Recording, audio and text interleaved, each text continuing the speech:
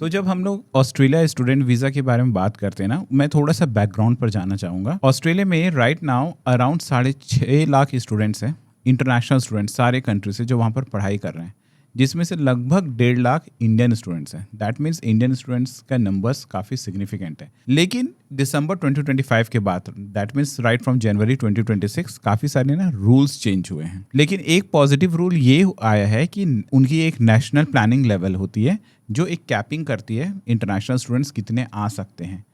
सो 2025 में 2,70,000 थी, 2026 में बढ़ा दिया गया है and it is now 2,95,000 international students who can come. तो अब इस फिगर से आप देखेंगे तो it gives a positive impact कि यार वो तो ज़्यादा स्टूडेंट्स चाहते हैं अपने कंट्री में, अपने कॉलेजेस के लिए। हाउएवर दिसंबर 2025 के बाद बहुत सारे उन्होंने फ्रेमवर्क में चेंज किया है, जो SSVF बोलते हैं, सिंप्लीफाइड स्टूडेंट वीज़ा फ्रेमवर्क कहा जाता है। उसमें उन्होंने काफ़ी चीज़ों को चेंज लाया है। उस चेंज का इम्पैक्ट ये हुआ है कि अगर हम फरवरी 2026 का डेटा देखें तो वीज़ा रिफ्यूज़ल ओवरऑल एप्लीकेशन का 32% वीज़ा रिफ्यूज़ल है। मतलब आउट ऑफ 100 स्टूडेंट्स अप्लाइंग 32 लोगों का वीज़ा रिफ्यूज़ ही आ रहा है। लेकिन अगर इसमें ये तो हुआ इंटरनेशनल, जिसमें नेपाल भी है, बांग्लादेश भी है, म्यांमार, ये सारे जो कंट्री हैं, साउथ एशियन कोहोर्ट्स वगैरह जो हैं। इंडिया का फिगर अराउंड 40-50% है।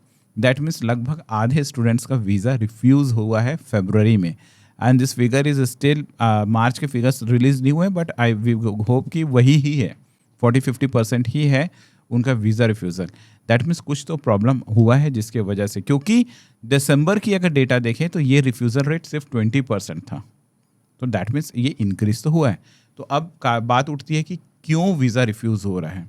तो देखिए, जो जेनरिक रीज़न है वो तो है ही, जिसमें लोगों के फाइनेंसेस ठीक नहीं थे, उनकी GS जो SOPs बनाते हैं वो बहुत वेग बनाया करते थे, वो स्पॉन्सरशिप या लोन्स वगैरह ये सब क्लियर नहीं थे। बट 3 मेजर चेंजेस हुए हैं जिसको हमें ध्यान में रखना जरूरी है and that is actually impacting overall visa refusal.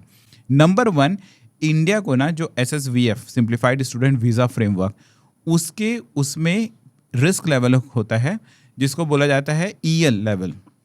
सो पहले EL3 में था इंडिया, और जिसको एविडेंस लेवल बोला जाता है, एविडेंस लेवल 3 पर था इंडिया, उसको शिफ्ट करके एविडेंस लेवल 2 पर कर दिया गया है। इट मीन्स कि इंडिया को अब ज़्यादा हाई रिस्क नेशन देखा जाता है। तो इसका ये मतलब हुआ कि नाउ वीज़ा ऑफिसर्स जो हैं हमारे डॉक्यूमेंट्स को ज़्यादा क्रिटिकली ऑब्जर्व कर रहे हैं, हमारी जो डॉक्यूमेंट्स है उसको ज़्यादा गौर से देख रहे हैं।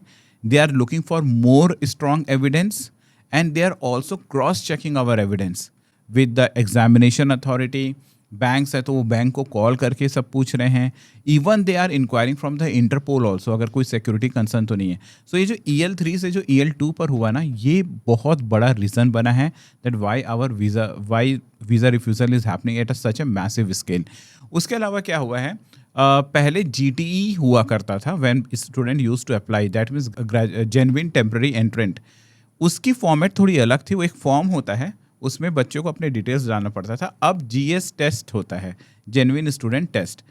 हालांकि ये फॉर्म हो गया छोटा, बट इसके जो रिक्वायरमेंट्स है ना वो कॉम्प्लेक्स हो गए हैं और स्टूडेंट्स को समझ नहीं आ रहा है आज के समय में कि GS टेस्ट को कैसे, उस फॉर्म को कैसे अच्छे से भरना है, and that is causing 40% refusal, कि उनके जो GS जो फॉर्म्स है वो ठीक से नहीं भरा जा रहा है। इसके अलावा ना एक और क्लॉज है जिसको बोला जाता है होम कंट्री स्टडी क्लॉज। ये आजकल बहुत ज़्यादा यूज़ किया जा रहा है from visa officer to refuse this.